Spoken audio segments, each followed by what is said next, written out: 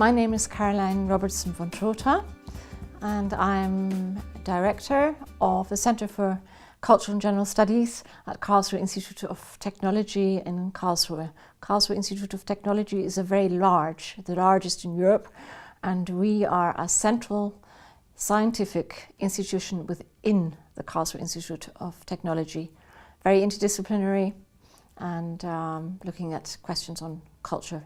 We originated really as a first organisation in the middle of the 80s, the end of the 80s, and the present Institution for Cultural and General Studies was founded in 2002. We are an ongoing organisation with our areas in research, in teaching, a large teaching programme, but also very much in the area of public science. And that's also one of the areas where cultural questions between civil society and teaching. We try to have a combination between teaching, of course, and research. I think that in globalized worlds and localizing cities, the question of the interaction between cultural groups is one which is a permanent question we have to look at from all angles. The interaction between groups, the way mindsets change, question of integration of different cultural identities at the same time allowing difference is the general level. And we have to teach all our students, for instance, because they are also citizens. And when they leave the Karlsruhe Institute of Technology, very often as engineers or in economics, they are the people who are going to be in important positions when they go into the working market. And so we want them to have competencies, cultural competencies, cross-cultural abilities. So that is the one level. The other level is a more acute level. When we realize we have new nationalist groups, we have populism, and of course here in Germany most particularly with the migration, what we call the migration crisis. So we have new needs where we have to look and see how do we engage with civil society, how do we develop new tools, and how are we able to disseminate the know-how and the knowledge that we have, at the same time trying to identify new problems which we haven't always seen before. So there are many different levels to your question, but we do try to, not in a strict scientific sense, but in a more general sense, we try to monitor what is happening in our society and what are the questions which are which have become more important. I think one approach is maybe just from the German point, because we suddenly had this huge number of refugees coming, and I think it depends very much on where you are. There's a huge difference if you have refugees coming into a city where we have been fairly international. For instance, Stuttgart, or here in Karlsruhe even, which is kind of an average for the state of Baden-Württemberg, where it is not new to suddenly have people coming from different cultures.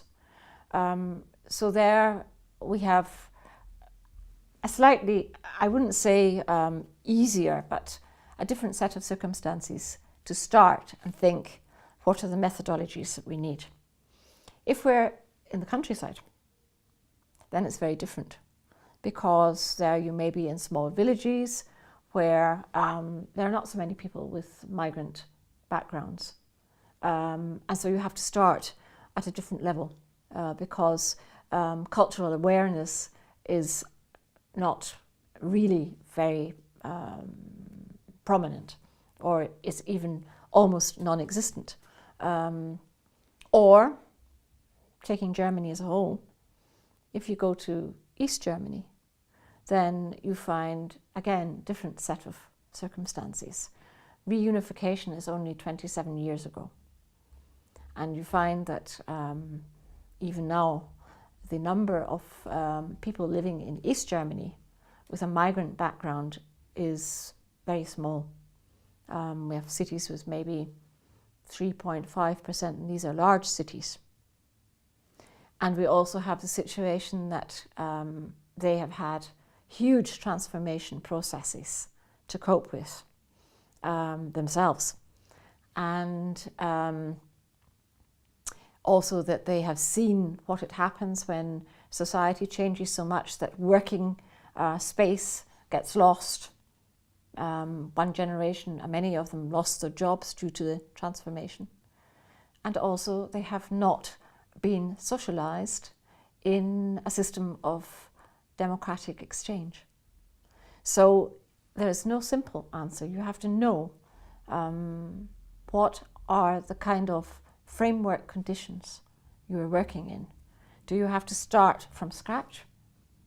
And first of all, use or develop tools to win the population for the urgency, but also for the needs and the inevitability of cultural, well, I suppose of cultural differentiation, and also the fact that we're going to have a situation over long-term situation where, especially here in West Europe, we need demographic change. We are in many areas, not here in Karlsruhe, here we are growing, but in many cities we are, again in the east of Germany, where we are shrinking cities. We need young people coming. So a methodology of awareness would be also attached to broader questions, trying to not just look at people and the other and their difference, but first of all, how society is changing and always has changed. If we are in a city where we have experience with persons with migrant backgrounds, there we have to look at a situation with incomers from a different angle. Just as an example, we had protest against the influx of refugees from persons with migrant background. The largest group here are persons with Turkish migrant background, but also what we call the Spätaussiedler. These are those who moved from East Europe, especially from Russia, at the end of the 80s. And those with Russian migrant background, but with German background as well, formed quite an important and difficult protest movement against the refugees. So we have to, what I'm trying to say is that as from our point of view, because we try to look at research, we try to monitor, we have to try and inform what the background situation is, what the context is. And first, if you understand the context, then you can start looking at local tools you need in the context of where you are and what the kind of feeling is within the setup of society. Then you can start doing your methodology. I think another point, and this is one thing which we are trying to do with our research project, we have a small European project which we call Migroscope. The lead is Estland. We are just part of the consortium. The other countries are Sweden and the Netherlands, Lithuania, Slovenia and Poland. Now these are countries with huge differences. The scope of the project is to look at the needs of those who are coming to be included in the working force, but also to sensibilize the employers for what they can expect, what they can't expect, and their own interest in training both those without just the normal working force in wherever they are, but also how they have to set up tools themselves. We have, of course, across the countries which are involved in the project, we have very, very different framework conditions. And we're at the start of this project, which goes on until the end of 2018, so I can't tell you many findings at the moment, but just as one point which I think is important is, for instance, Poland. Poland has an extremely Catholic, nationalistic government and a very vibrant youth movement which is Catholic and nationalistic.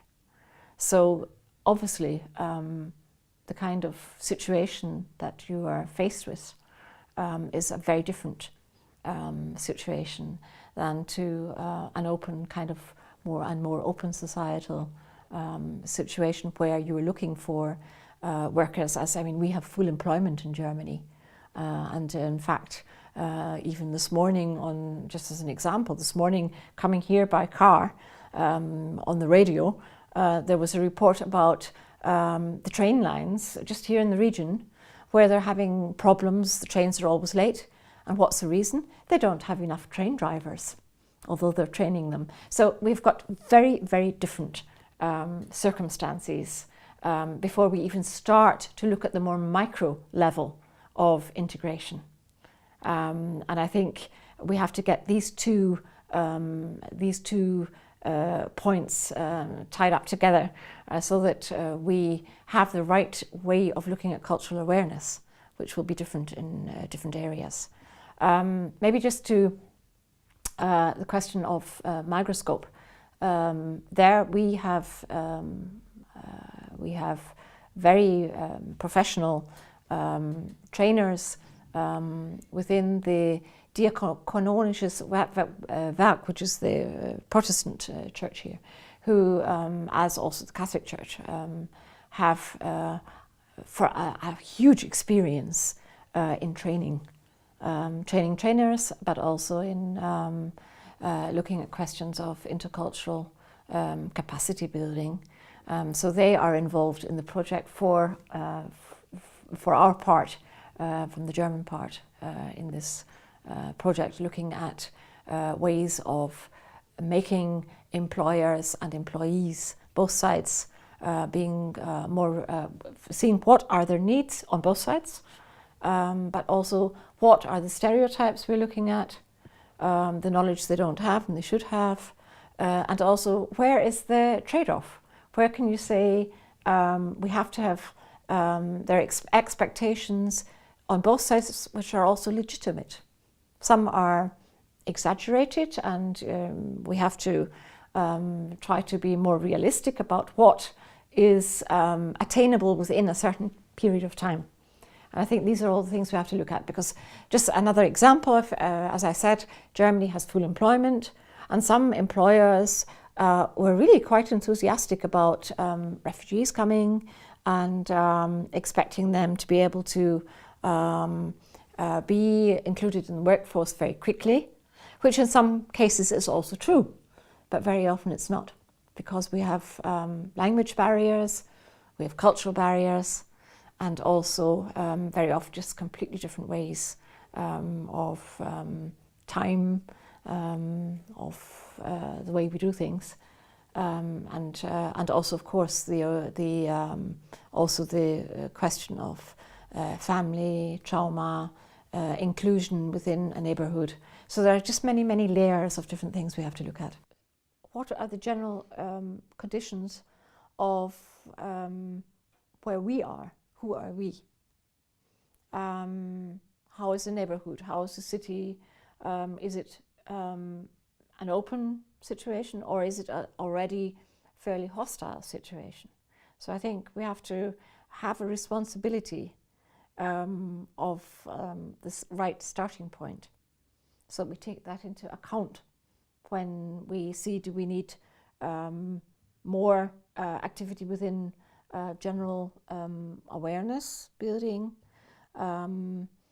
before we even start at the project level of seeing what we're going to do. Second point, which I think is extremely important, and of course there's a lot of discussion, I think, in many countries also with us, about accommodation. How much cultural difference and what cultural difference is acceptable within our setup. We had 2,000 refugees in our university on the campus when there was a large influx of refugees. And we very quickly realized that a lot of our volunteers, which was, the volunteers who, from cleaning lady to professor, who were involved voluntarily to help, was quite a tremendous demonstration of society rounding round to help. But sometimes, sometimes they were maybe naive in some ways, didn't realize sometimes what was happening, especially with gender, men, women, women's rights, what is culturally so that we have to accommodate difference, or where should we say sorry, but in our society we see that differently, not expecting that everybody changes from overnight, but that you don't always just accommodate. You have interpreters, you have migrants who already live here, and making sure that they are not politically in a situation where they are maybe encouraging separatism, exclusion, conservative cultural ideologies, which we have seen here. So I think this whole question of we have to have a broader discussion on what is acceptable and what is not. And I think we found that very quickly some groups organize themselves so as not to accept change. And that is a very, very tricky question. There are others who have come here exactly because they want change.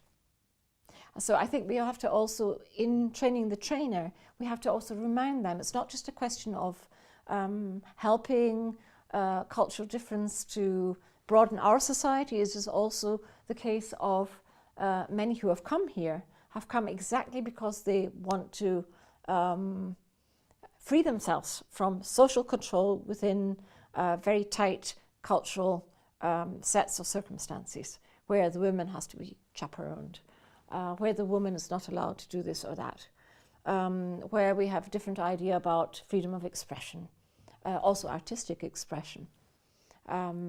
So how do we have a framework where we know we're not going to change all this straight away, but that we don't make mistakes by agreeing with everything, so that those coming don't realize and don't recognize they do have to adapt to a different society which they've come to. And of course the society as a whole has to adapt. It's not a one way, a one street kind of situation. It's a constant changing, as societies do, but at the same time having red lines where we say certain practices, cultural practices and traditions here are not acceptable. Within the more institutional setup of the of the university, of course, then we have formal requirements which sometimes are not really helping us to engage young people. We do a lot, and we have a lot of students who are doing the things they learn with me are not part of their major courses. So starting from there, I think maybe we have to look at how can we win and engage young people at an early stage to be interested in questions which are not on the doorstep all the time. And sometimes the frameworks of the way you come from school to university doesn't always encourage, because of the overburdened teaching curricula. So they're not always absolutely enthusiastic about doing work on questions which are not highly relevant to what they're doing. So first thing is, how do we have a way of engaging young people? I think that's extremely important. Baden-Württemberg in Germany is a state which has the highest number of volunteers. So we do have an infrastructure on that case which is helpful. We have a lot of ways of encouraging at that level with prizes for voluntary work, etc., etc. So I think that's a different level again. How do we not just interest and encourage people to be involved in voluntary work, but how can we appraise their work and make it public, which again draws in other people who will be interested in setting up this kind of work. Economically, of course, even though Germany is a country which at the moment, in comparison to many countries, is well off because we have full employment, as I said before. But at the same time, we don't have always enough money being put into temporary programs. We have, I think it doesn't matter in what society we seem to be, I think it's very difficult to get across the fact that small projects, if we have the right setup, are particularly good if we have a way of looking at the sustainability of such projects. So I think at the sort of political economic level, we have to sort of re-question how can we support learning organizations and sustainability so good projects can be prolonged and not just that the funding is for 1 year, for 2 years, and then it's lost. I think that applies within and out with university contexts, and certainly with education for civil society. Again, with the young people, we find within university life it's very much European credit transfer. So how do we encourage them to see that they are really learning a lot from being involved in non-curricular activity? But saying that, we do also have within our university 70 student groups, which is a lot, on very different subjects. I think also recognizing that we have to look at more questions of capacity building.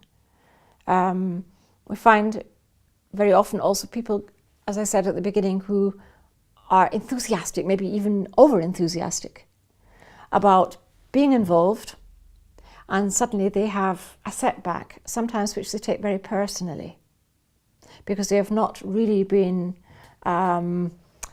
sensibilized to the fact that because of our non-empathy on both sides, then they don't always know how to deal with being not accepted. And it's not just that the intake of, or the refugees or new migrants are not accepted, but also that, and again, this is probably a particularly German experience because of the high number of volunteers and the high number of people coming in, that those who were over-enthusiastic suddenly found they wanted to help and their help wasn't accepted. So I think we have to look at this kind of question. How do we put more finance into training the trainer, and also winning new groups of volunteers. Also being more flexible, because I think, again, I'm a sociologist.